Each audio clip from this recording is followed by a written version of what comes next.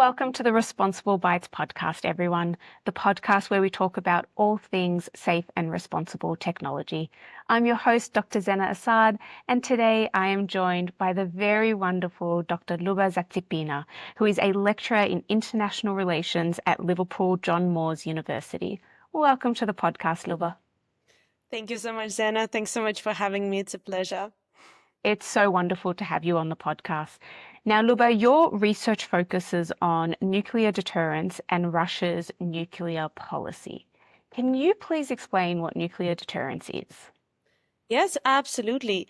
At its core, I would say nuclear deterrence is about preventing an attack by convincing your opponent that the cost of the attack itself would be too high. So in simpler terms, if you hit me, I'll hit you back even harder. So when I teach deterrence or teach about deterrence to my students, I sometimes explain it like this. It's like having a huge visible lock on your front door. You're not expecting a break-in every day, right? But the lock kind of sends a message that don't even think about it. So that's deterrence. It's about dissuasion more than confrontation. And in the nuclear context, it's not so much about fighting nuclear wars. It's about ensuring they never happen. It's about communicating to your enemy that the attack will be either worthless or that if the enemy attacks, then you will retaliate with a force unimaginable. So can you give one example of something that would be considered nuclear deterrence? Yes, of course. For example, during the Cold War, the so-called peace, we can talk about definitions of peace, but if we, in this sense, define peace as the absence of a nuclear exchange between the two superpowers, the Soviet Union and the United States, the logic of deterrence, of nuclear deterrence, underpinned what became known as mutually assured destruction. So, for example, both the United States and the Soviet Union built enormous nuclear arsenals. Again, we can question the rationality behind this. Since it's Responsible Bytes podcast, this question of what is a responsible nuclear behavior is actually a huge part of research into nuclear deterrence and nuclear politics. But both sides knew what would happen if the other attacked, right? So if, say, the Soviet Union was to attack the United States, they knew very well that they would get it back, right? So the mutual devastation or mutual destruction would then take place. So this is one of the examples of deterrence at work. One side knows what happens if it crosses a certain line. And in a way, this very fragile peace exists between the two sides because they will not cross that threshold, that nuclear use, the threshold of nuclear use. Yeah. So that's kind of one of the examples that comes to mind as the Cold War, the fragile peace during the Cold War. So you mentioned responsible nuclear use, and from the outset, it seems like an oxymoron to use the word responsible and nuclear in the same sentence. So can you unpack that a little bit, what it means to be responsible in the context of nuclear? That is a very good question. It depends kind of how you approach it, from which standpoint. I guess on the one hand, you could see it as being responsible means avoiding nuclear conflict, means achieving stable deterrence. So deterrence is a very interesting concept because it's very psychological, right? There are a lot of emotions in deterrence. There's fear, there's uncertainty, perhaps. A little bit threatening as well from the way you described it, like, don't attack me or I'll attack you back. It's a little bit of a threatening undertone.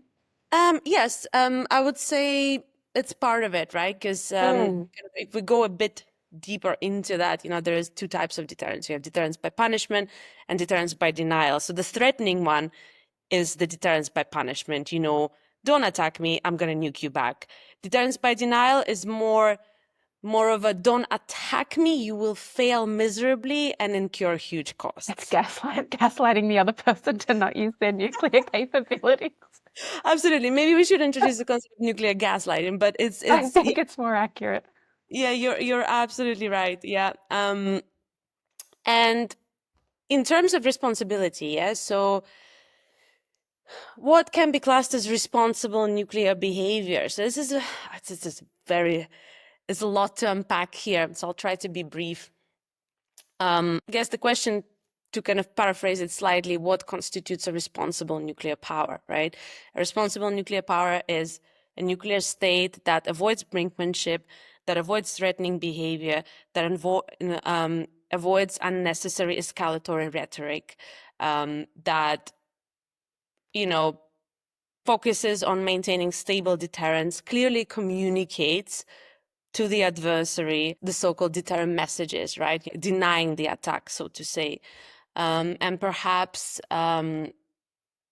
it's the state with the capability. So deterrence kind of rests on 3 C's, which is communication, credibility, and capability. So you have to have the capability to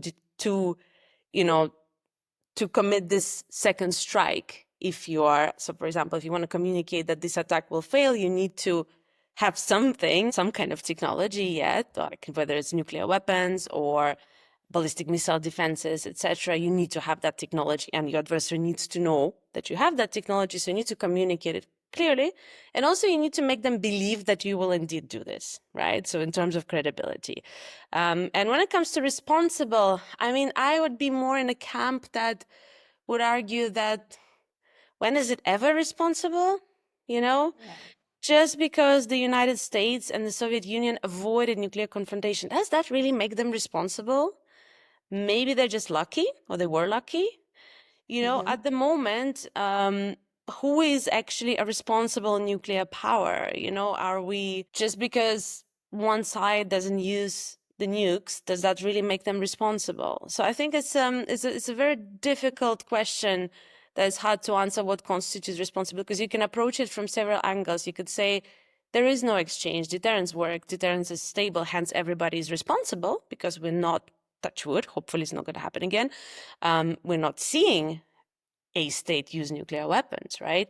On the other hand, is that what constitutes responsibility? So it's very hard to answer. It is a really difficult question to answer. And I'm interested in understanding, so you're talking about these two really big powerhouses, the US and Russia.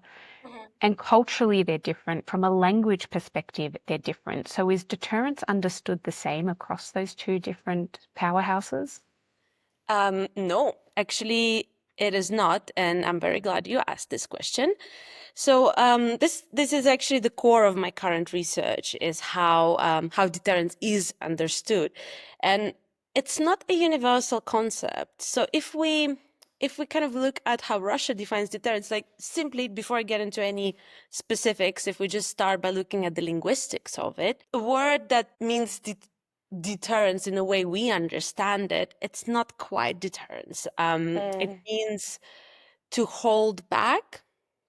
So the meaning, I would say the deterrence as a term, as we know it in the English language, is more encompassing. Whereas in Russia, it could mean coercion, it could mean compellence.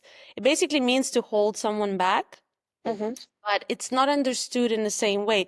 Even though these concepts, they were widely discussed and adopted in Russian military writing, like theoretically, I would say Russian military writings on deterrence are very advanced. They're very, very insightful. There's a lot of thought that goes into the concept. But to kind of go into a few more specifics, so, and just also to bear in mind that in the West, like in NATO countries, like in the US and the UK, for example, deterrence has also been redefined now. So we try to, because, has it been redefined recently? I mean, I can't give you the exact date, but I mean, by recently, let's say in the last 2 decades, right? So I think that's quite recent, because that would be post World War II. Yeah. Oh, yeah. Absolutely. Yes. 100%. Yeah. Post World War II, post Cold War. Okay. Yeah.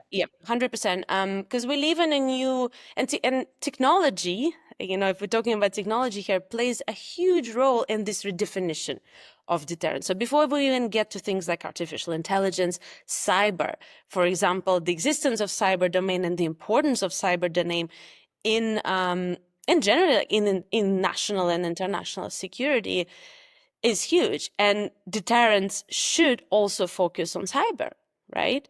So these new dimensions, these new types of security, if you like, or these new domains where security happens, they change those concepts, or we need to adopt them, because if we don't adopt the concepts, how are we going to come up with effective, nuclear or not just with effective security policies, so to say. So that's why in the West, deterrence has also been adopted kind of to fit the current state or the current security climate, so to say, and including emerging technology. But kind of in a nutshell, in the UK, for example, or in the US as well, like in NATO countries, deterrence has traditionally focused, it was kind of defined in a narrow sense, so mostly about preventing strategic nuclear war, and emphasizing the second strike capability, which means that if attacked, survive the first blow, retaliate massively, and maintain stability by that. Yeah. So Russia's approach has always been kind of broader and more layered. And in a way, I guess it is also to do with how the term is defined. So Russia's called strategic deterrent, and Russia's called strategic deterrence. But in Russian military thought, deterrence does not just operate in nuclear domains. So for a very long time in the West, deterrence was associated with the nuclear domain. Yeah. And I would say this is true for Russia as well, but there is more to it. So there's also conventional non-nuclear military forces that come into play here, cyber operations, also things such as information warfare, including propaganda, and also even economic pressure could all be part of the deterrence strategies. So I would say Russian concept is, or has historically been broader, and it's also not just about avoiding nuclear wars. So there is a bit of, because in the West we have separate concept for compellence and coercion, whereas in Russia, deterrence, it all kind of plays into one. So it's about shaping the adversary's behavior continuously. So not just during crisis and war, but also during peacetime. So Russian military doctrine defines different stages of conflict. So from peacetime to basically a full-blown nuclear war. And deterrence is something that happens across the spectrum of various states, if you like. You could say like a state of peace or a state of conflict, etc. So it's about demonstrating strength, resilience, and unpredictability across multiple fronts. And also, Russia is quite ambiguous or in its military doctrines about when and how the nuclear weapons will be used. But I would say this is there's a purpose to it as well, right? It's just a part. Ambiguity provides a lot of flexibility. Absolutely, 100%. So yeah, if we were to compare the two, Russian was broader, although in the West it also has been adopted. But I think it's important to fully understand, and now we really could get into the AI questions, right? Is how do you deter someone to whom deterrence may be a very different thing? And that So I then believe let's is. Yeah, well, let's dig into that then. So you mentioned how deterrence has really changed over the last few decades, and it's changed with emerging technologies. AI has been a very prominent one over the last few years. So can you explain how AI fits into the equation of nuclear deterrence? So at the moment, and I mean, here it's important to distinguish, we're not going to focus on apocalyptic scenarios, on hypothetical that AI, eventually it will be some machine that will decide our fate and everything explodes, right? So we'll leave that aside for now, at least. I will happily leave that narrative aside. Yes, we'll focus on kind of what's actually feasible or perhaps what's happening already. Yeah. So right now, AI is mainly helping behind the scenes, right? So it's there for the supporting tasks like early warning and intelligence analysis. Yeah. And here, for example, we can talk about AI monitoring satellite images to spot unusual activity. For example, if one state starts to move its nuclear warheads to transport themselves somewhere, right? Or if there's an indication, or AI can quickly analyze satellite imagery, for example, and pick up on, I don't know, a couple of years ago when China was building a lot of nuclear silos, right? AI could be very helpful in spotting kind of suspicious activity or suspicious nuclear weapons related activity, and it could So do it's an so. assistive capability. Exactly. Yes, 100%. It's an assistive capability. Another thing is analyzing radar and communications data for potential missile launches, also detecting patterns, of course, faster than human analysts could, right? So AI could supposedly warn of a nuclear attack quicker than non-AI supported systems, for example, systems we have at the moment. So it's an assistive role to process information quickly, to analyze it, and perhaps to come up with a course of action or to recommend a certain course of action to, to the state actors. Like, okay, here's the data. It's all been analyzed. Here's the probability of an attack or the probability that the adversary is planning an attack. Here are your options. So I want to dig into this a little bit more. As somebody who works in the safety of these technologies, one of the pieces of work that I've been digging into a lot is verification and validation of the information that comes out of these systems, because contrary to popular belief, they're actually quite inaccurate, more often than people would think. And nuclear deterrence seems like a very unstable and potentially precarious kind of state, right? And so if we're now introducing these systems that are not always accurate and we don't have proper verification and validation processes for them as of yet, what kind of challenges does that introduce? Inadvertent escalation being the one that most people Yeah. are worried about, for sure. How do you interpret these signals, right? I think there's a problem here. Even like AI aside, it's already pretty volatile, right? For example, what comes to I don't know, I often think about it, how when you're driving and you're using a GPS, sometimes, and I'm sure it happens to everybody, it's accurate most of the time, but sometimes it just leads you to a place that is not there, you know? Or it makes you, have you ever had to do a really insignificant and unnecessary U-turn? Yes, Yeah. absolutely. 100%, it's just sometimes you end up, I don't know, it leads you to a river or to a dead end, or, somewhere where you shouldn't be going. It does, again, doesn't happen often, but it can happen. And I'm pretty sure it happened to everybody who used it for driving, right? Yeah. So if we trust AI so here's the problem. If we trust AI too much without human oversight, it can lead to catastrophic mistakes. But, and I want to stress this, in the nuclear domain, yes, there's an issue with AI, of course, but those problems or those catastrophic mistakes can happen even without AI, because humans, we are largely imperfect. And if you put us in very stressful conditions, while, one would hope that people would do everything they can to avoid any nuclear confrontation. But at the end of the day, the history of kind of nuclear near misses from the Cold War times does tell us that, sometimes we just avoided those mistakes by sheer luck, or because a specific person was in charge. Like this kind of, what I was thinking is about this Stanislav Petrov incident. I don't know if you want me to elaborate on that. Yes, please. Yeah. Yeah, so it's very well known kind of close call during the Cold War, which happened in 1983. So Petrov was a Soviet officer monitoring early warning system, the nuclear early warning system. Yeah, and one night the system just reported that the U.S. has launched a nuclear missile against the Soviet Union. So by protocol, Petrov should have reported this immediately, which could have triggered possible Soviet retaliation, yeah, or a possible Soviet launch, yeah.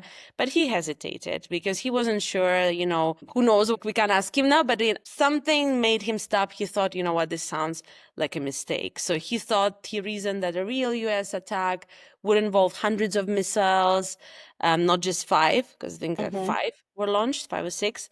And he trusted his judgment, and suspected that it was a false alarm and decided not to escalate this further. And he was right. It was indeed a system error. Yeah. So in many ways, we could look at it like without romanticizing this too much. Yeah. But it could be something along the lines of one man's calm thinking under pressure saved the world, or at least prevented something really bad from happening. Yeah. So in nuclear scenarios, there's a lot of emotion, because the stakes are very high. So I guess on the one hand, And perhaps this is actually not perhaps, but this is an argument in favor of AI to say, take this emotion out, let the machine analyze the situation and decide. But AI relies on imperfect data from imperfect humans. Like, what data are those assistive systems even trained on?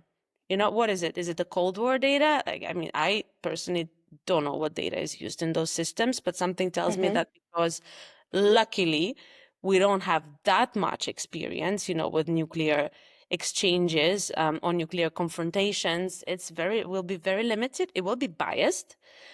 My hunch is that most likely it will be misunderstanding the adversary. And I think here is also a huge risk, in addition to inadvertent escalation, the risk of misinterpretation, because the machine is imperfect, the humans who programmed it are imperfect, then what kind of advice is it going to give in a very stressful situation? And also, another problem that comes with it is that the decision-making windows will supposedly be even shorter than they are now with the use of AI. So there is, I would say these are the first ones that come to mind, but I would say there are more risks there as well. Like, I mean, imperfect data, I would say, is one of the biggest problems as well here. Yeah, so earlier you were talking about how the idea of deterrence really kind of spans across a bunch of different strategies, and it included things like propaganda. And so from an AI perspective, when we talk about data, if you're talking about, something like you were talking about cyber before, and then you were talking about propaganda, these are quite different things. And I imagine that an AI-enabled system would need to capture these quite very different and disparate things in order to assess them together under the umbrella of deterrence. Is that right? So what are we missing when we use an AI-enabled tool for something like that versus when we use people for something like that, more so than just the nuance? The thing is, as people, we're missing a lot. And here I think, and you mentioned it, when you asked the question about the different understanding of deterrence, there is like cultural aspect to it as well, like beyond language. So for example, if we compare, I can talk about Russia, right? So it's about there's this deeply ingrained cultural understanding of the use of force when nuclear weapons come into this as well. And in many ways, Russia's experience or Russia's war experience, historical war experiences, influence how it views deterrence. And of course, inevitably will influence how it approaches nuclear politics. And dare I say, it would also influence how AI is integrated, right? Because traditionally, Russians have always been fearful of a an unexpected attack. So see also Napoleon 1812 or Hitler 1941. So there is this fear of being attacked suddenly. There's also this fear of being encircled by the Western power or by the adversary. And most perhaps one of the bigger ones when it comes to AI is the fear of falling behind. And I think that's the problem. We don't know really. We can only speculate. To some extent, we know what states are doing with AI, but of course, the very valuable information in the nuclear domain remains secret, right? So it creates kind of a very fragile situation where Russians know that, I don't know, the US is doing something, but they don't know exactly what, but they don't want to fall behind. It's very hard to fully understand those kind of cultural underpinnings of how a state views force. Yeah. Perhaps we can theorize, we can say more maybe about the United States, but when it comes to Russia and China, maybe North Korea even, it's a bit harder to understand what exactly the other state is thinking. And now, if we struggle with that, AI will certainly struggle with that. I think personally that it would be incredibly difficult to program an algorithm to take all of those things into consideration. It just too many things, I think, create too many possibilities or too much space for mistakes to happen. It just seems like a very daunting task because I think as humans, it's very difficult to find a strategy that would effectively tackle, for example, all these different ways that Russia wants to influence Western behavior. First, you need to understand it really well, and it's really difficult, and to what extent broadening it can help. I'm a fan of narrower concepts. They're limited, but it's easier to work with them. But in this case, I would say this creates further problems for AI because there's just too much to focus on and it's unclear. So, from my perspective, when you're comparing these kind of two different eras, like we're talking about the Cold War and World War II, and we're kind of talking about modern day, what distinguishes them for me is that during the earlier eras, I think we had more segmentation between cultures, right? So it wasn't as easy to travel. We didn't have the internet. We didn't have social media. So there was far more segmentation in the differences in cultures. But today, that's a little bit different. Things are a little bit more interconnected. Things aren't as siloed. But now things are a little bit different, right? Like we have mass migration, we have the internet, we have social media, we have, travel's huge at the moment. I don't know how much people were traveling during the 1940s like they are now.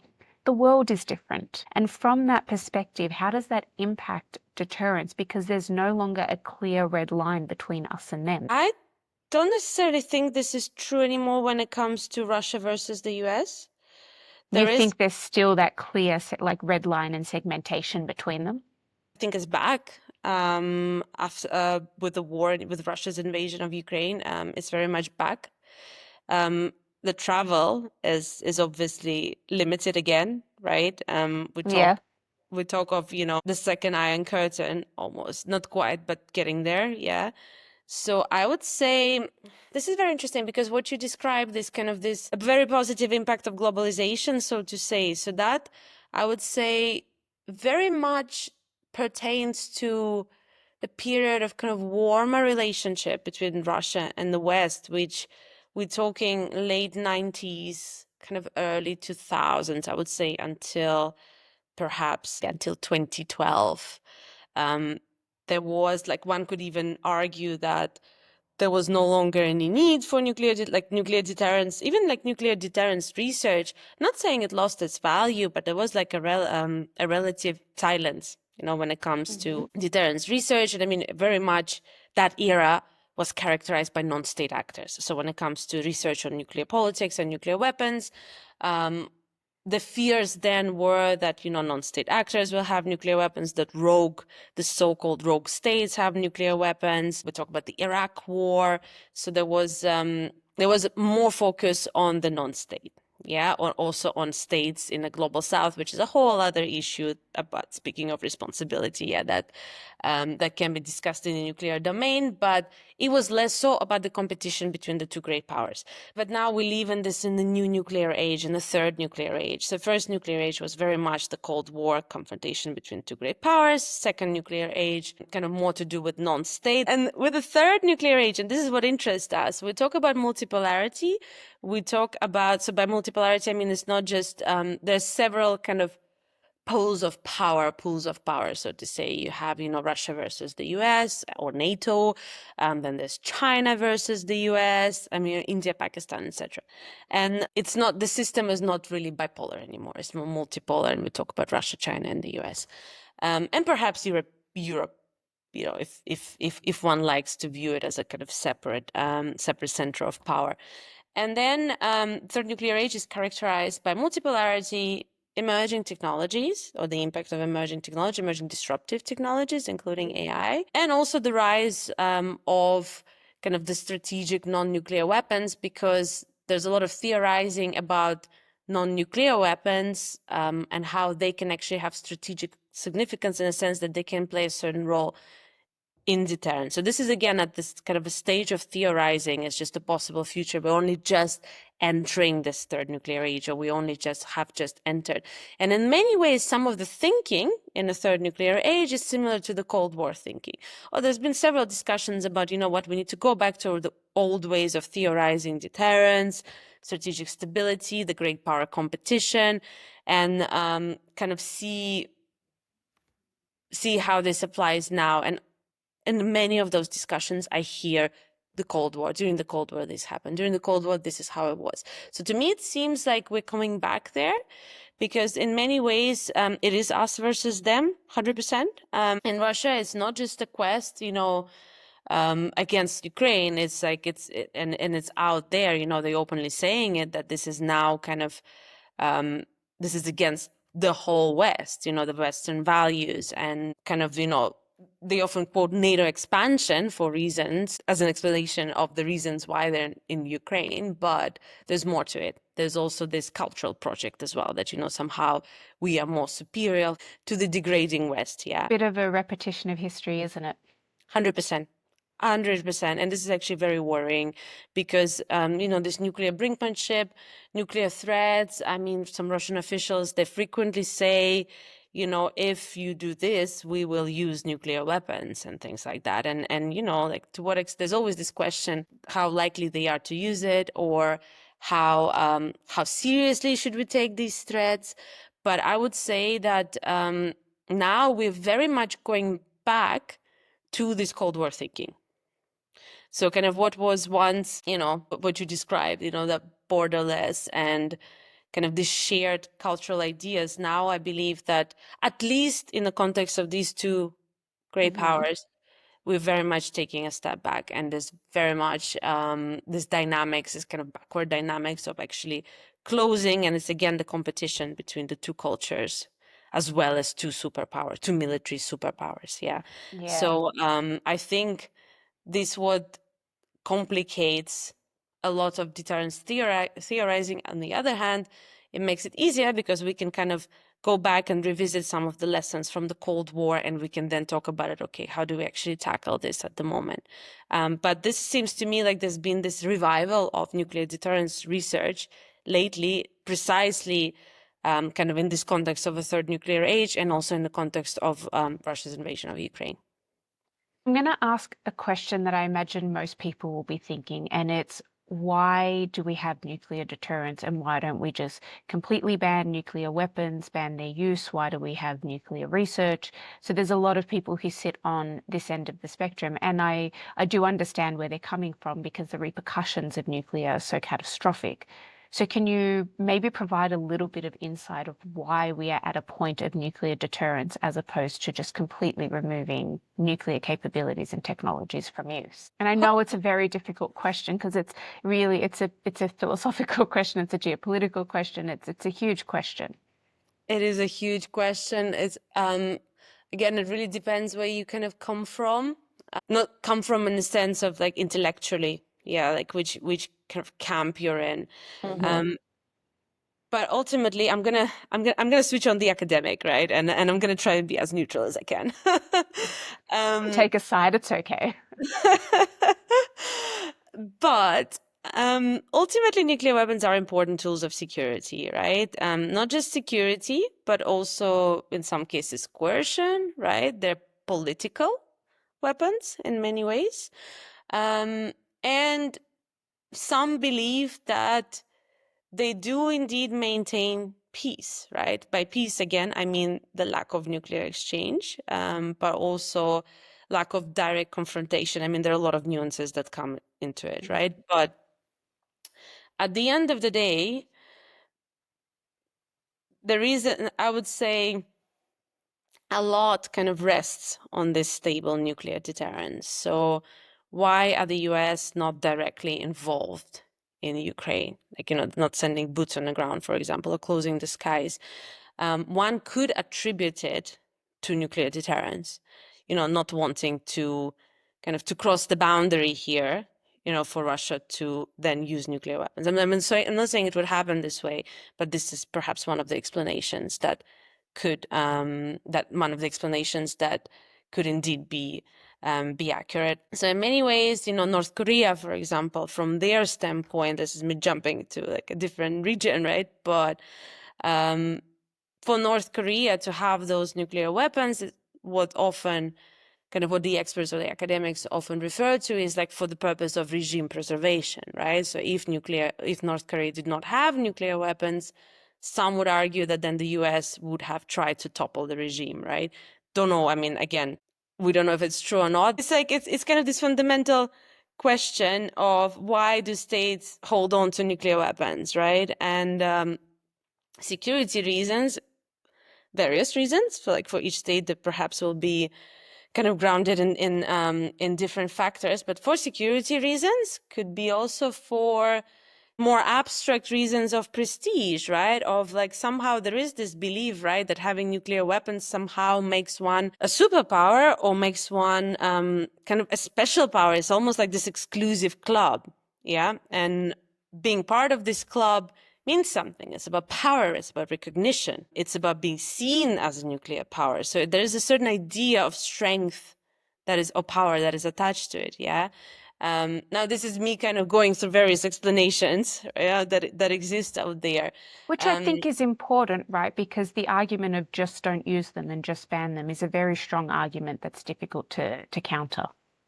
100%, but it's too late, I think. I mean, as much as I'm kind of my heart is very much with disarmament crowd, right? And I would say, yeah, it would be fantastic to ban them once and for all and just get rid of them. But I'm a bit skeptical when it comes to this in the sense that it's too late. The secret is out there.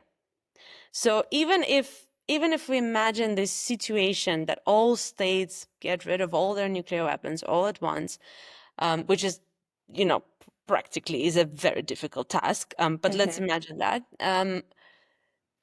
We are always going to be a week or two away from bomb being produced. It's known how to build them. It's known. So if something was to happen again between the two former adversaries, the possibility to have another nuke is always there. And then another one is, how do you verify that? So, we talk about verification. Can you truly trust that all states will say, we're getting rid of nuclear weapons and we're not just going to keep a couple in a silo somewhere just in case? I don't think I don't think we could trust that. No, I don't think so. I genuinely don't think that kind of trust is possible. And I wish it was. And maybe, hopefully, maybe one day we will be in the world where it is possible. But if anything, perhaps one way to kind of render nuclear weapons obsolete, right, or nuclear deterrence would be to kind of develop a technology that could make it obsolete, in the sense of that if nuclear weapons are irrelevant, like something like, it's a very difficult conversation, but let's say if one state had some kind of technology that could prevent them from any kind of nuclear attack, 100% for sure prevent them, or they could have some kind of technology that would, intercept any kind of incoming attack for sure. See also ballistic missile defenses. That's why Soviet Union and the United States, well, mainly the Soviet Union, they were really scared during the Cold War of another side developing something like that, because that just ruins nuclear deterrence, right? So if you can protect yourself fully from any nuclear missile, then, then for the other state is very worrying, right? So then could you use nuclear weapons and kind of never get anything back, right? Then the mutual assured destruction collapses. So perhaps we're talking about some technologies that maybe in the future could make nuclear weapons obsolete. And that could be one way of then states deciding, okay, you know what, this is useless, but then what? Then what, everybody procures some other technology? We'd open up another Pandora's box, wouldn't we? Exactly. Yeah, exactly. And in many ways, as horrible as it sounds, sometimes I think that maybe what would make states actually think about it is if a nuclear, if we end up, I hope not, but if we end up in a situation where some kind of limited nuclear exchange did take place, the consequences will be devastating. Yeah, they would be catastrophic. They really would. Absolutely. It'll be catastrophic, it'll be global. And then maybe some people will wake up and think, you know what, this can't happen again. But the whole kind of never again narrative, I have very little faith in that sense that this will actually teach people something, but this is I agree entirely, and I think the current geopolitical climate is evidence of that, really. 100%. Yeah. So not to sound morbid, but sounding realistic, not morbid. Realistic. Yeah, exactly. Yeah. So while it would be fantastic, and I mean, I'm not saying we should continue disarmament efforts, we should continue working on arms control agreements. Actually, speaking of another kind of characteristic of the third nuclear age is the erosion of existing arms control agreements, right? So the United States and the Soviet Union, they had treaties, like the INF Treaty, several others. The New START Treaty is the final one that is set to expire in February next year, I think. So now this is all kind of the norm itself doesn't become irrelevant, it's just weakened. It weakened. And there seems to be very little faith among states in arms control, which also creates certain worries, additional worries, right? Yeah. So I would say it's always worth to keep on working towards new arms control agreements. And perhaps, and this is where we come to the question of responsible bytes, responsible AI, right? So to integrate it it's too, like I would say, it's one thing, it's too late to not to say, AI shouldn't be in nuclear domain. I think it's too late. It's already there. We're not talking about outsourcing the launch decisions to machines. Nobody's talking about that. But, which is not impossible, by the way, but I think it's highly unlikely. So if we talk about the assistive role of AI, there is space there for certain regulation that I think states could agree on. Or, I'm not even like perhaps a bit unrealistic to talk about a legally binding international treaty at the moment, but ultimately we can regulate where and how exactly AI is integrated. And I think transparency is key here. And this is how we can avoid the situation, of the other side not knowing what the other one is doing, and kind of it kind of creates this arms race / security dilemma dynamics, right? Because, we don't know what's happening. So we're just going to keep on building up, just in case. And then the other side is insecure, and it's back and forth. So I would say kind of transparency when it comes to implementation of AI in nuclear domain is key. Perhaps, information sharing, technology sharing even is very important as well. So it's about, if we kind of want to preserve nuclear deterrence, AI can be very useful assistive technology. That's like, I'm not even arguing against that. I actually think indeed it could help, right? But in terms of responsible implementation, there's some work that needs to be done. And at the moment, again, in the current geopolitical climate, it's really difficult because there is no trust between the superpowers at the moment. So we can't talk about any kind of regulation until the very least the war in Ukraine is over. Makes sense. I think this is the perfect segue into our final question, which is the question that I ask all of my guests. And it is, what is one piece of advice you would give to people to engage with technology safely and responsibly? So what is your one responsible byte? I would say, again, it's something that I tell my students, not just in the context of AI, but in the context of everything, really. Stay curious, but stay critical. Oh, I love that. I want to put it on a t-shirt.